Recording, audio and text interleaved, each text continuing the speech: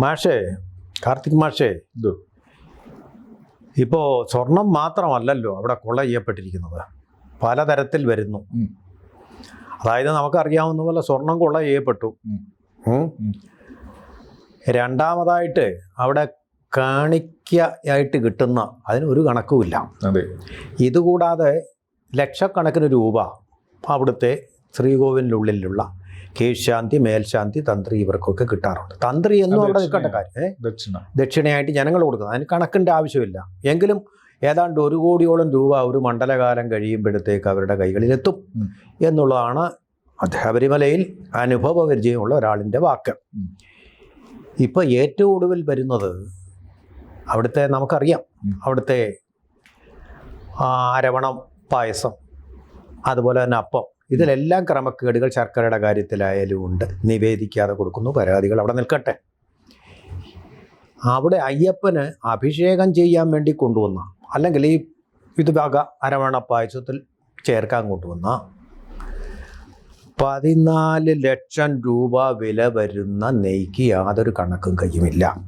ഏതാണ്ട് 16,000 പാക്കറ്റ് നെയ്യ് ശബരിമലയിലേക്ക് കൊണ്ടുവന്നത് എവിടെ പോയി? അലിഞ്ഞ ആകാശത്തിലേക്ക് പോയോ? Vanished into the thin air എന്ന് പറയുന്ന പോലെ ആയിപ്പോയോ എന്നുള്ള ഒരു വികല്പത്തിലാണ് അവിടെ കാര്യങ്ങളുടെ പോക്ക്. ഇപ്പം ED വരുന്നുണ്ട്. ഇതിപ്പോൾ ഒരു കരുവന്നൂർ സഹകരണ ബാങ്കായിട്ട് മാറിയോ? അവർ മാറ്റിയെടുത്തോ ശബരിമലയെ മാഷി? അതെ, ഈ നെയ്യുടെ കാര്യം പറയുമ്പോൾ ഇതോടൊപ്പം തന്നെ ഭക്തന്മാർ അവിടെ കൊണ്ടുപോയി നെയ്യ് അഭിഷേകം നടത്തുന്ന നെയ്യ് അത് ഇതിനേക്കാൾ ഭീകരമായ അളവിലുള്ളതാണ്. ഇതിനെ സംബന്ധിച്ചും ഓഡിറ്റിംഗ് ഇല്ല, കണക്കില്ല. അതായത് നെയ്യ് യഥാർത്ഥത്തിൽ ദേവസ്വം ബോർഡ് ശബരിമലയിൽ വാങ്ങിക്കേണ്ട ആവശ്യമില്ല. അത്രയേറെ വിശുദ്ധമായി നല്ല രീതിയിൽ അവരവരുടെ വീടുകളിൽ പൂജ ഒരു സ്പിരിച്വൽ ആയിട്ട്, അതായത് സ്വന്തം നല്ല പശുവിന്റെ പാല് കറന്ന് നെയ്യാക്കി ശുദ്ധിയോടുകൂടി കൊണ്ടുവരുന്ന നാടൻ നെയ്യ് ഉൾപ്പെടെ അവിടെ കൊണ്ട് അഭിഷേകിക്കുന്നുണ്ട്. ഇനി അഭിഷേകിക്കാനായിട്ട് നമ്മൾ നെയ്യ് വാങ്ങിച്ചാലോ RKG പോലുള്ള ഏറ്റവും വിശ്വാസയോഗ്യമായ നെയ്കൾ വാങ്ങിച്ചാണ് അവിടെ കൊണ്ടുചെല്ലുന്നത്. പശുവിന്റെ നെയ്യായിരിക്കണമെന്ന് ഉറപ്പുവരുത്തിക്കൊണ്ട് ചെല്ലുന്ന ഭക്തന്മാരാണ് ബഹുഭൂരിപക്ഷം. അപ്പോ ആ നെയ്യ് അവിടെ അഭിഷേകിച്ച് ഈ പറയുന്ന എണ്ണത്തോണി എന്ന് പറയുന്ന നെയ്ത്തോണിയിലേക്ക് അഭിഷേകിച്ച് കഴിഞ്ഞാൽ ഭക്തന് പിന്നെ അതിൽ അവകാശമൊന്നുമില്ല, അത് നേരെ ദേവസ്വത്തിലേക്ക് പോവുകയാണ്. ഇന്ന് വരെ ഇതേ സംബന്ധിച്ചൊരു കണക്ക്, ഓഡിറ്റ് ഒന്നുമില്ല. ദേവസ്വത്തിന്റെ മിനിറ്റ്സ് പരിശോധിച്ചാൽ ഇതിലും വലിയ രസകരമായ കാര്യങ്ങൾ കാണാം. ശബരിമലയെ സംബന്ധിച്ചുള്ള നയപരമായ തീരുമാനങ്ങളിലെല്ലാം എഴുതുന്നത് വളരെ ടാക്ടിക്കലായിട്ടാണ്. ഉദാഹരണത്തിന് അവിടെ 100 പറ അരി വെച്ചു അല്ലെങ്കിൽ 100 കിലോ അരി വെച്ചു എന്നാണെങ്കിൽ ആവശ്യമുണ്ട് എന്നാണ് 100 കിലോ അരി ആവശ്യമുണ്ടെങ്കിൽ ആവശ്യമായി വരും എന്നേ എഴുതുകയുള്ളൂ. ചിലവിലേക്ക് വരും, വേണ്ടി വരും, ചിലവായി എന്നുള്ളതിന് കൃത്യമായ ഒരു എസ്റ്റിമേറ്റ് അവർ ഒരിക്കലും പറഞ്ഞ ചിലവായികളിലേക്ക് അതിനാണ് ഇങ്ങനെ ക്ലാരിറ്റി ഇല്ലാത്ത, മിനിറ്റ്സ് പരിശോധിച്ചപ്പോൾ കണ്ടതാണ്, ക്ലാരിറ്റി ഇല്ലാത്ത റിപ്പോർട്ടുകൾ എഴുതി വെക്കുന്നത്. അപ്പൊ എങ്ങനെ വേണം? കോടതിയിൽ ചെല്ലുമ്പോൾ പറയുന്ന പോലെയാണ്, നിങ്ങൾ ആ സമയത്ത് കൃത്യം 10 മണിക്കായിരുന്നോ? 10 മണിയാണെന്ന് എനിക്ക് തോന്നുന്നു, 10 മണിയാണെന്ന് പറയുകയില്ല. എന്ന് വെച്ചാൽ ഇത്തിരി തെറ്റിയാലും പിടിച്ചു നിൽക്കാൻ വേണ്ടിയാണ് എന്നതുപോലത്തെ ഒരു അതായത് ഇത് മൊത്തം പരിശോധിക്കുമ്പോൾ മനസ്സിലാക്കാം, ഗൂഢാലോചന എന്ന് പറയുന്ന സാധനം അവിടുത്തെ ഓരോ അക്ഷരത്തിലും അക്കത്തിലും വഴിപാടിലും പാത്രത്തിലും ഉദ്യോഗസ്ഥരിലും അവിടുത്തെ കാറ്റിൽ പോലും അഴിമതിക്ക് വേണ്ടിയുള്ള ഗൂഢാലോചന നടത്തുന്നതിന്റെ തെളിവാണ് പുറത്തു വന്നുകൊണ്ടിരിക്കുന്നത്. ശബരിമലയ്ക്ക് ചുറ്റുമുള്ള നിബിഡമായ വനത്തിലെ ധാരാളം വൃക്ഷങ്ങളുണ്ട്, വനം വകുപ്പിന്റെ കീഴിലുള്ളതാണ്. ഈ വൃക്ഷങ്ങൾ ശബരിമലയുടെ പരിസരത്ത് നിന്ന് വെട്ടിക്കൊണ്ടുപോയാൽ, ഈ ട്രാക്ടറിൽ കടത്തിക്കൊണ്ടുപോയാൽ ആരെങ്കിലും അറിയുമോ? ഒരു ഉന്നതനായ ഒരു ഉദ്യോഗസ്ഥൻ അങ്ങനെ ചെയ്തതായിട്ട് നേരത്തെ നമ്മൾ കേട്ടിട്ടുണ്ട്. ഒരു അന്വേഷണവും വന്നില്ല. എന്താ കാര്യം എന്നറിയാവോ? പോലീസ് ഉദ്യോഗസ്ഥൻ അങ്ങനെ ചെയ്യുമ്പോൾ അന്വേഷണം വന്നാൽ പോലീസ് ഉദ്യോഗസ്ഥൻ വേറെ കുറച്ച് കാര്യങ്ങളൂടെ അന്വേഷിക്കാനായിട്ട് പറയും. അപ്പൊ ഈ അന്വേഷിക്കണമെന്ന് പറയുന്നവരും കുടുങ്ങും. ഇതൊരു ഒത്തു കച്ചവടമാണ് സാർ. ഈ മാട്ട് ചന്തയിൽ ചെന്ന് നമ്മൾ മാടിന് വില പറയുമ്പോൾ കയ്യിൽ രണ്ടുപേരുടെ കയ്യിൽ തുകർത്തിട്ടിട്ട് കൈ കൊണ്ടുള്ള ആംഗ്യം കൊണ്ടാണ് ഈ വില പറയുന്നത്, മറ്റാരും അറിയാത്ത രീതി എന്നതുപോലെ ഉള്ള ഒരു ഒത്തുകളിയാണ്. എല്ലാവരും ഇവിടെ ഗുണഭോക്താക്കളാണ്. അവിടെ ആരും നിരപരാധികളില്ല, എല്ലാവരും അപരാധം ചെയ്ത ആൾക്കാരാണ് ശബരിമലയിൽ നിൽക്കുന്നത്. ഇപ്പോൾ നമ്മൾ SITയുടെ ചോദ്യം ചെയ്യലിൽ മനസ്സിലായ ഒരു കാര്യം എന്താണ്? ബാംഗ്ലൂരിൽ വെച്ച് സ്മാർട്ട് ക്രിയേഷന്റെ ഉടമയും ഈ പറയുന്ന മറ്റേ പോറ്റിയുടെ ഇതുണ്ടല്ലോ ഗോവർദ്ധൻ, അയാളുമായിട്ട് ഗൂഢാലോചന നടത്തി. ഗൂഢാലോചന എന്ന് വെച്ചാൽ എന്താണ്? എങ്ങനെ കക്കാം, എങ്ങനെ ഒതുക്കാം, എങ്ങനെ വിൽക്കാം, എങ്ങനെ പണം പങ്കുവയ്ക്കാം, ആർക്കൊക്കെ ഇതിൽ ആരുടെയൊക്കെ വായടപ്പിക്കാൻ വേണ്ടി എന്തെല്ലാം കൊടുക്കണം തുടങ്ങിയ സർവ്വ കാര്യങ്ങൾ. അതിൽ പോലീസ് ഉദ്യോഗസ്ഥന്മാരുണ്ടാകും, അതേപോലെ തന്നെ എക്സൈസ് വകുപ്പിലുള്ള ആൾക്കാരുണ്ടാകും, തദ്ദേശ വകുപ്പിലുള്ളവരുണ്ടാകും, ദേവസ്വം ബോർഡിലുള്ളതുണ്ടാകും, ഇല്ലാത്ത ഇറിഗേഷൻ ഉണ്ടാകും. എല്ലാ വകുപ്പിലുള്ള ആൾക്കാർക്കും ഇതിന്റെ വിഹിതം കൊടുത്തുകൊണ്ട് എല്ലാവരെയും ഈ ഇതിന്റെ ഭാഗമാക്കി നിർത്തിയാൽ പിന്നെ ആർക്കാ പരാതി ഉള്ളത്? തീർച്ചയായിട്ടും അതാണ് ഇപ്പോൾ നമ്മളിപ്പോൾ മനസ്സിലാക്കുന്ന SIT ഇതിനകത്ത് ഒത്തു കളിക്കുന്നുണ്ട് എന്നുള്ളതാണ് നമുക്ക് കിട്ടുന്ന വെച്ചിട്ട്. അതായത് രാഷ്ട്രീയക്കാരെ പാടയും ഒഴിവാക്കുക, അപ്പോൾ പിന്നെ അവർക്ക് പ്രശ്നമില്ലല്ലോ, അതിലെ പോലീസ് ഉദ്യോഗസ്ഥർക്ക് പ്രശ്നമില്ലല്ലോ എന്നൊരു നിലയിലേക്ക് വന്നിരിക്കുന്നു. അതായത് ഇവർ പറഞ്ഞ കേസിൽ പ്രതികളായിട്ടുള്ളത് പങ്കജ് ഭണ്ഡാരി, പറഞ്ഞ ബെല്ലാരി രായായിട്ടുള്ള ഗോവർദ്ധനെ സംബന്ധിച്ചിടത്തോളം അദ്ദേഹം സ്ഥിരം അവിടെ ശബരിമല സന്നിധാനത്തുണ്ട്. 96 മുതൽ അവിടെ പൂച്ചയ്ക്ക് എന്നാ പൊന്നൊരുക്കുന്നിടത്ത് കാര്യം എന്നൊരു ചോദ്യം. ഗോവർദ്ധൻ എന്താ അവിടെ കാര്യം? അദ്ദേഹം തന്ത്രിയല്ല, മേൽശാന്തിയല്ല, ഒന്നുമല്ല, ദേവസ്വം ബോർഡ് ജീവനക്കാരനുമല്ല, സ്ഥിര സാന്നിധ്യമാണ്. എന്ന് മാത്രമല്ല ഗോവർദ്ധനും അതുപോലെ തന്നെ പങ്കജ് ഭണ്ഡാരിയും അതുപോലെ ഉണ്ണികൃഷ്ണൻ പോറ്റിയും കൂടി 3 പേരും ചേർന്ന് ബാംഗ്ലൂരിൽ വലിയ സബ്മിറ്റ് നടത്തിയെന്നാണ് കേൾക്കുന്നത്. എന്തിനു വേണ്ടിയായിരുന്നു? ഈ ചോദ്യങ്ങൾക്കൊന്നും ഉത്തരവില്ല SITയുടെ റിപ്പോർട്ടിൽ ഇതുവരെ. ദേവസ്വം ബോർഡിനെയും വകുപ്പിനെയും അങ്ങ് വിട്ടേക്കാം എന്നുള്ളൊരു ഭാവത്തിലാണ് പോകുന്നത്. ശരിക്കും തീർച്ചയായിട്ടും പത്മകുമാറിൻ്റെ പേര് വരുന്നുണ്ട്. പത്മകുമാർ അതായത് പിച്ചള എന്നുള്ളത് മാറ്റി ചെമ്പാക്കി എന്ന് മാത്രമേ ഉള്ളൂ കേസ്. പിച്ചള എന്നുള്ളത് അദ്ദേഹം തിരുത്തി, സ്വർണം എന്നുള്ളത് അപ്പോഴും വരുന്നില്ല. തന്ത്രിയെ വിശുദ്ധനാക്കി പറഞ്ഞ് ഇതുവരെ വന്ന റിപ്പോർട്ട് പ്രകാരം തന്ത്രി ഒപ്പിട്ടിട്ടില്ല, അതുകൊണ്ട് അദ്ദേഹം വിശുദ്ധനെന്നും പറഞ്ഞൊരു വാദം വരുന്നു. പക്ഷെ മാഷേ, തന്ത്രിമാർ എവിടെങ്കിലും ഒപ്പിടേണ്ട ആവശ്യമുണ്ടോ? അദ്ദേഹം എക്സിക്യൂട്ടീവ് ഓഫീസർ അല്ല, അത് പേനയിലൊന്നും തൊടാറില്ല അദ്ദേഹം ഭരണ ചുമതല അദ്ദേഹത്തിനില്ല. അഡ്മിനിസ്ട്രേഷൻ ഇല്ലാത്ത ഒരാളില് അദ്ദേഹം ഒപ്പിട്ടിട്ടുണ്ടോ ഇല്ലയോ എന്നുള്ളത് പരിശോധനാ വിഷയമേ അല്ല. അത് കുറ്റം ചെയ്തോ ഇല്ലയോ എന്നുള്ളതിന് തെളിവും അല്ല എന്നുള്ളതാണ്. അദ്ദേഹം ഒപ്പിടേണ്ട ആളല്ല.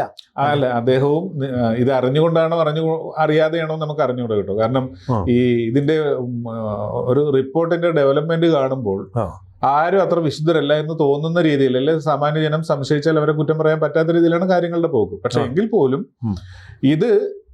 ഇതിന്റെ ഒരു പരിസമാപ്തി എന്ന് പറയുന്നത് കേരളം ഞെട്ടുന്ന രീതിയിലായിരിക്കും. അതായത് ദേവസ്വം ബോർഡിലെ ഉദ്യോഗസ്ഥന്മാരിൽ ബഹുഭൂരിപക്ഷവും കുറ്റവിമുക്തരായിട്ട് ഇതുമായിട്ട് ഈ പറയുന്ന ഗോവർദ്ധനെ പോലെയുള്ള തേർഡ് പാർട്ടി ആയിട്ടുള്ള ഇതുമായിട്ട് ബന്ധമില്ലാതെ നിൽക്കുന്നവരിലേക്ക് കുറ്റം ചാർത്തി ഒതുങ്ങിക്കൊണ്ട് വൻപൻ സ്രാവുകളെല്ലാം ഊരിയെടുക്കാനായിട്ടുള്ള ഒരു ശ്രമം ഇതിന്റെ പിന്നിലുണ്ട്. അത് നഗ്നമായ നമുക്ക് ബോധ്യമായ ഒരു സത്യമാണ്. ആ രീതിയിൽ ഈ കാര്യങ്ങളെ മുന്നോട്ട് കൊണ്ടുപോകാൻ വേണ്ടിയാണ് ഈ കേസ് അന്വേഷണം ഇങ്ങനെ ഇഴഞ്ഞ് ഏന്തി വലിഞ്ഞ് മുന്നോട്ട് പോകുന്നത്. തീർച്ചയായും വികലാംഗൻ സൈക്കിളിൽ കയറുന്നത് പോലെ അല്ലേ അവർക്ക് മര്യാദക്ക് ഇത് മുന്നോട്ട് കൊണ്ടുപോകാൻ പറ്റുന്നുണ്ടോ? ഇല്ല. അത് കാരണം എന്ന് വെച്ചിട്ടുണ്ടെങ്കിൽ ഈ ഗോവർദ്ധൻ എന്തിനാണ് ശബരിമല? അയാളുടെ റോൾ എന്താണ്? അതെ, ഈ ദേവസ്വം ബോർഡിലുള്ള സകല ആൾക്കാർക്കും ഒരാൾക്ക് റോളൊന്നും ഇല്ലെന്ന്. ഇപ്പൊ ദേവസ്വം ബോർഡിലുള്ള ആൾക്കാർക്ക് ഇയാൾക്ക് റോളൊന്നും ഇല്ലെന്ന് അറിയാമെങ്കിൽ അയാൾ ഇത്രയും വർഷങ്ങളായിട്ട് അവിടെ വന്നു പോകുന്നെങ്കിൽ ആർക്കു വേണ്ടി അയാൾ വരുന്നത്? പകൽ പോലെ വ്യക്തം. ദേവസ്വം ബോർഡിലെ അദ്ദേഹത്തിന് ആരാണോ അവിടെ നിയോഗിച്ചിരിക്കുന്നത് അല്ലെങ്കിൽ സ്വാതന്ത്ര്യം കൊടുക്കുന്നത് അവർക്ക് വേണ്ടിയാണ് അദ്ദേഹം അവിടെ വന്നിരിക്കുന്നത്. അപ്പൊ ഈ ഇദ്ദേഹത്തിന് ഇങ്ങനെ സ്വാതന്ത്ര്യം കൊടുക്കുന്നതിന്റെ പിന്നിൽ എന്താണ്? നമ്മളൊക്കെ തെങ്ങ് കയറിയിട്ടുണ്ടെങ്കിൽ നമ്മൾ തന്നെ ചുമന്നുകൊണ്ട് പോകുമോ തേങ്ങ? അതിനൊക്കെ വേറെ ആളെയല്ലേ നിയോഗിക്കുന്നത്. ചുമടെടുക്കാനായിട്ട് ആള്, ഓല വലിക്കാനായിട്ട് ആള്, അതേപോലെ തന്നെ തേങ്ങ പൊതിക്കാനുള്ളതില്ലേ എന്നതുപോലെ ഈ ശബരിമലയിൽ ഇതിനൊക്കെ ആളെ നിയോഗിച്ചതിൽ പെട്ട കക്ഷികളാണ് ഈ പറയുന്ന ആൾക്കാർ. പോറ്റിയാകട്ടെ, അതേപോലെ തന്നെ ഗോവർദ്ധനാകട്ടെ, ഇതിൽ പേര് പരാമർശിക്കുന്ന മറ്റു പലരും. ഇതൊക്കെ ഇതിന്റെ ഗുണഭോക്താക്കൾ നിയോഗിച്ച ആൾക്കാരാണ്. പക്ഷെ അവരെല്ലാം അവസാനം ഇതിന്റെ പാപഭാരം മൊത്തം ഇവരുടെ മാത്രം തലയിലായി ഒതുങ്ങിപ്പോകും എന്നതാണ് മനസ്സിലാകുന്ന കാര്യം. പക്ഷെ അപ്പോഴൊരു കാര്യമുണ്ട്, അയ്യപ്പനോടാണ് കളി. ഞാൻ മനസ്സിലാക്കിയത് ഇത്ര നാളും ശബരിമലയിൽ എന്തൊക്കെ അന്യായങ്ങൾ ആരൊക്കെ കാണിച്ചിട്ടുണ്ടെങ്കിലും കാണിച്ച സമയത്തൊക്കെ അവർ വിജയിച്ചിട്ടുണ്ട്. പക്ഷേ അതിനുശേഷം ക്യാൻസർ പിടിക്കുന്നത് പോലെ പതിയെ പതിയെ അവരിലേക്ക് അതിന്റെ പാപഫലങ്ങൾ പടർന്നു കയറി അവരെ ഇല്ലാതാക്കുന്നതും കണ്ടിട്ടുണ്ട്, ധാരാളം കേട്ടിട്ടുണ്ട്. ശബരിമല കഴിഞ്ഞവർ തീ വെച്ചത്, ആദ്യത്തെ തീവെപ്പ് കുടുംബത്തിന്റെ അവസ്ഥ, കുളം തോണ്ടപ്പെട്ടു, വളരെ ദാരുണമായ മരണങ്ങളാണ്. സർക്കാർ അവരെ രക്ഷിച്ചു. അതെ, പക്ഷെ വിധി അവരെ രക്ഷിച്ചില്ല. വിധി കാലം അവരെ രക്ഷിച്ചില്ല എന്നുള്ളതാണ്. ഇതിപ്പോൾ നമുക്ക് ചുരുക്കി പറഞ്ഞാൽ തോന്നുന്നത്, പിന്നെ അതുപോലെ ശബരിമലയിലേക്കുള്ള സ്വർണത്തിൻ്റെ ഒരു പ്രതിഫല തുക വന്നത് ഒപ്പിട്ട് വാങ്ങിച്ചിരിക്കുന്ന കൂട്ടത്തിൽ എക്സിക്യൂട്ടീവ് ഓഫീസറാണ് ഒപ്പിട്ടിരിക്കുന്നത്. അത് ശരിക്കും പറഞ്ഞു കഴിഞ്ഞാൽ ആ അഡ്മിനിസ്ട്രേഷനെ കുറ്റവാളാക്കിക്കൊണ്ട് ഇവിടെ ദേവസ്വം ബോർഡ് രാഷ്ട്രീയ നിയമനമാണല്ലോ, അവർക്കും ഒരു പങ്കില്ല. അവർക്ക് മുകളിലുള്ള മന്ത്രി, അതുപോലെ മന്ത്രിസഭയുടെ കൂട്ടുത്തരവാദിത്വമാണിത്. അതങ്ങനെ ആക്കിക്കൊണ്ട് KP ശങ്കരദാസിനെ ഇതിൽ നിന്ന് ഒഴിവാക്കാനുള്ള തീവ്ര ശ്രമം നടത്തുന്നുണ്ട്. കോടതി ചോദിച്ചു, നിങ്ങൾ KP ശങ്കരദാസിന് എന്തിനാണ് ഇളവ് കൊടുക്കുന്നത്? അദ്ദേഹം എന്തു ആയിക്കോട്ടെ, അസുഖബാധിതരായിരിക്കുമല്ലോ പലരും, പ്രായമായി കഴിയുമ്പോൾ. R ബാലകൃഷ്ണനുള്ള ഇടമലയാർ കേസ് കഴിഞ്ഞപ്പോൾ ഏതവസ്ഥയിലായിരുന്നു? പിടിച്ചുകൊണ്ട് പോയില്ലേ? അതുപോലെ അറസ്റ്റ് ചെയ്യപ്പെടേണ്ടവരാ. വിടുതൽ ചോദിച്ചുകൊണ്ട് സുപ്രീം കോടതി ചെന്നിരിക്കുന്നു. അത് കഴിഞ്ഞ് അദ്ദേഹം ഇപ്പോൾ വിചാരണ കോടതിയിലേക്ക് തിരിച്ചു വന്നിട്ടുണ്ട്. KP ശങ്കരദാസ്. ഈ പ്രധാനപ്പെട്ട പ്രശ്നം, അദ്ദേഹത്തിൻ്റെ മകൻ ഒരു പോലീസ് സൂപ്രണ്ട് ആണെന്നുള്ള പേരിൽ മാത്രം അദ്ദേഹത്തിന് ഈ വിടുതൽ നൽകേണ്ട ആവശ്യമുണ്ടോ എന്നുള്ളൊരു ചോദ്യമാണ് ഇവിടെ വരുന്നത്. ചുരുക്കി പറഞ്ഞാൽ ഇതൊരു ഉദ്യോഗസ്ഥ പൊളിറ്റിക്കൽ നെക്സസ് ഇവിടെ വർക്ക് ചെയ്യുന്നുണ്ട്. അതിൻ്റെ കീഴിലാണ് ഇപ്പോൾ SIT വർക്ക് ചെയ്യുന്നത്, കോടതിയുടെ കീഴിലല്ല. അപ്പോൾ ഇതിനപ്പുറമുള്ള ഒരു ബാഹ്യമായിട്ടൊരു ഏജൻസി വന്നെങ്കിൽ മാത്രമേ ഇതിൻ്റെ സത്യം മുഴുവൻ നിർഭയമായിട്ട് പിടിക്കപ്പെടൂ. ഇനി മാഷ് പറഞ്ഞതുപോലെ തന്നെ ഈ പ്രതികളെല്ലാം ഇവിടെ ഉണ്ട്, ആരും ഒളിവിലില്ല. പിന്നെ വളരെ എല്ലാവരും ലഭ്യമാണ്. ചോദ്യം ചെയ്യാനാണെങ്കിൽ എന്തെങ്കിലും ഇത്രയും കാലം നീളേണ്ട ആവശ്യമുണ്ടോ? നമ്മളിപ്പോൾ ഒരൊറ്റ ആഴ്ച കൊണ്ട് തീർക്കേണ്ട ഒരു കേസല്ലേ ഇമാതിരി നീട്ടിക്കണ്ട് സസ്പെൻസായിട്ട് കൊണ്ടുപോകുന്നത്. ഇത് മെഗാ സീരിയലുകളെ റബ്ബർ പോലെ വലിച്ചു നീട്ടുന്ന പോലെ അല്ല ഇങ്ങനെ ചെയ്യുന്നതിന്റെ പിന്നിൽ. അതായത് രക്ഷപ്പെടാനുള്ള മതിയായ പഴുതുകൾ എഴുതുവാനും നിയമ ഉപദേശം തേടുവാനും അതേപോലെ തന്നെ കിട്ടിയിരിക്കുന്ന തെളിവുകളെ മാനിപ്പുലേറ്റ് ചെയ്യുവാനും അന്വേഷണ ഉദ്യോഗസ്ഥന്മാരെ സ്വാധീനിക്കുവാനും അന്വേഷണം വഴിതിരിച്ചു വിടുവാനും ഗവൺമെന്റിൽ ഇതിൽ എന്തെങ്കിലും താല്പര്യമുണ്ടെങ്കിൽ ആ താല്പര്യം ഏത് രീതിയിൽ പ്രകടിപ്പിക്കുക. അതോടൊപ്പം തന്നെ ഇതിൽ ഒരു വിഭാഗം മാത്രമല്ലല്ലോ, ഭരണപക്ഷത്തെയും പ്രതിപക്ഷത്തെയും പഴിയാരുന്നുണ്ട്, അതിനുള്ള തെളിവുകളുമുണ്ട്. അപ്പോൾ രണ്ടു കൂട്ടരും തമ്മിലുള്ള ചർച്ചകളും ഇതിനിടയിൽ വളരെ ഗോപ്യമായിട്ട് നടക്കുന്നുണ്ട്. ഇലക്ഷൻ വരികയാണ് ഏപ്രിൽ മാസത്തിൽ. അപ്പോൾ രണ്ട് പാർട്ടികളെ സംബന്ധിച്ചു ഇത് നിസ്സാരമായ കാര്യമല്ല. ഇതിന്റെ ഗുണമൊന്നും BJP കിട്ടാതിരിക്കാനായിട്ട് പ്രത്യേകം ശ്രദ്ധിക്കേണ്ടതുണ്ട്. അതുകൊണ്ടുണ്ട് ഇത് ഏറ്റവും പ്രധാനപ്പെട്ട കാര്യം അതാണ്. എങ്ങാനും ഇനി BJPയുടെ അതുകൊണ്ട് ഗുണം ലഭിച്ചാലോ എന്നുള്ളതാണ്. അത് ഇപ്പൊ ശബരിമലയിലെ ആദ്യത്തെ സംഭവത്തിൽ നമ്മൾ ശ്രദ്ധിച്ചാണ്. അത് ഉണ്ടാകാതിരിക്കണമെന്ന് ആഗ്രഹമുണ്ട്.